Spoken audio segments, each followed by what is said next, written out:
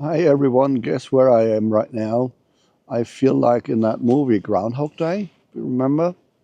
I'm in Pamukkale again. Today I want to talk about 10 of the most asked questions about Pamukkale. So welcome to Amazing Antalya.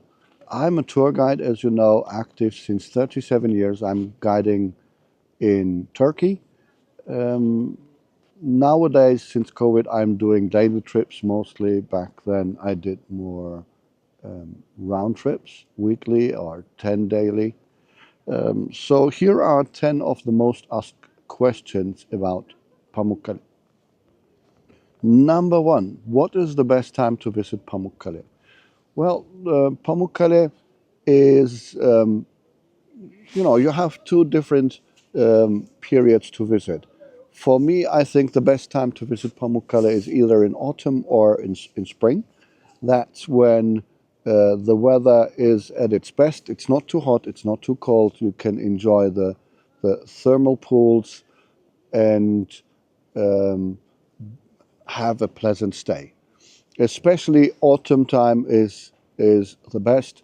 The weather is still warm, like 30 degrees Celsius, and the environment is still warm. In springtime, you might see some colder days, rainy days even, or clouded days. So I would say through mid-September to November, beginning November, is the best time to visit in autumn, and spring would be like April and May would be a good time. April, May, and June will be a good time to visit Pamukkale. Is Pamukkale good for your skin? Actually, there are two different types of water here in Pamukkale. The number one water is the one that is directed towards these terraces that create Pamukkale. And then there's the second type of thermal water that comes out of the entrance to hell and flows into the Cleopatra pool. So the water in the Cleopatra pool is good for your skin, and you can even drink it from its source. It's also good for your digestive system. Number three, why is Pamukkale so famous? Well, it's unique in the world, or almost unique. It's this calcium covered hillside. The slope creates a unique look that is exceptional. Probably one or two more generations will be able to see it, and then it's slowly dying off because the calcium bicarbonate that is extracted from the ground from 1,500 meters by the water gets less and less. That's a huge problem. What clothes to wear in Pamukkale? Well, in winter, warm clothes. Right now, it's only 5, 6 degrees. But in summer, I would have two different types of shoes. Why? Because you need some better shoes for Hierapolis, for the upper part, for the ruins. And then you would need flip-flops to walk around Pamukkale. On the terraces itself, you're not allowed to walk with shoes. Socks or barefoot is allowed. And then, of course, if you like to sit into the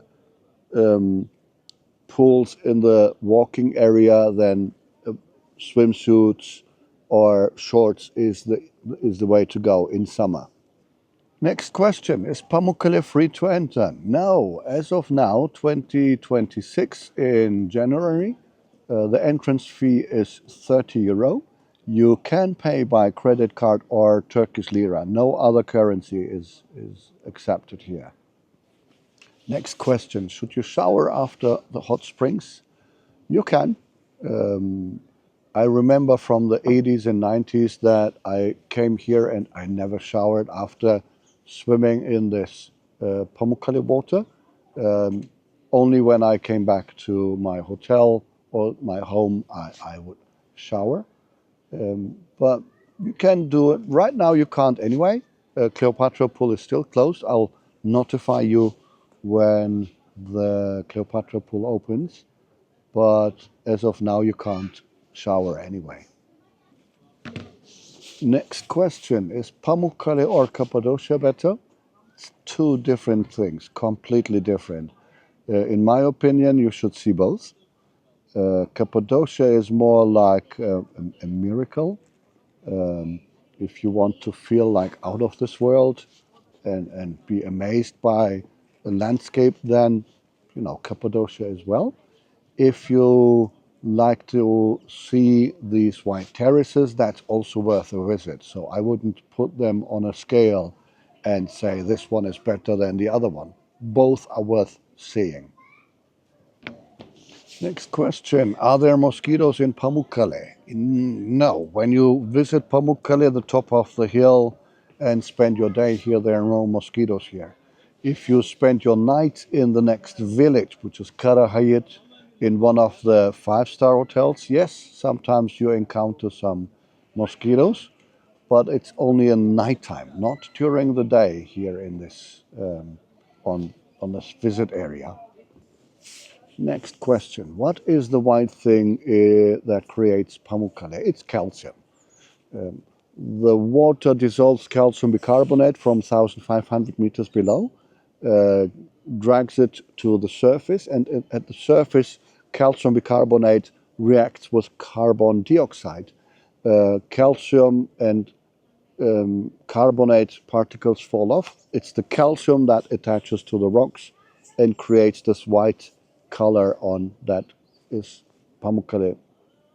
So let's get to some of the questions I get asked when I have my guests in my car on this excursion. How long is the drive?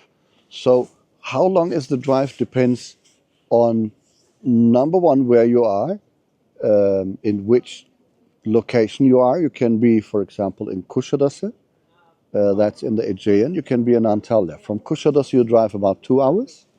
From Antalya, you drive about 2.5 to 3 hours, depending on your car.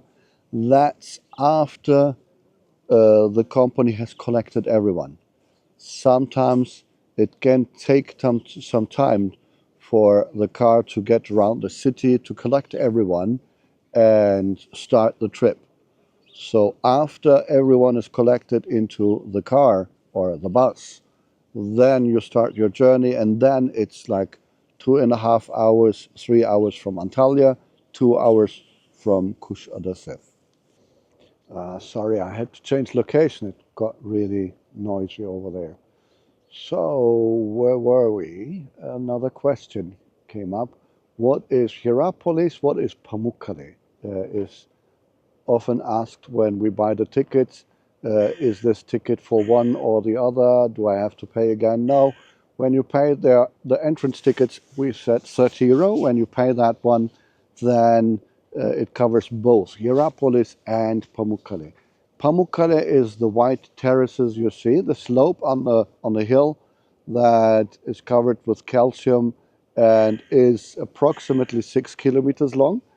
And in the Greek period, from the Greek period to the Roman period, the people have built a city on top of Pamukkale. That one is called Hierapolis, and that one is included. So when we come up to Pamukkale, we spend normally 3 hours of time.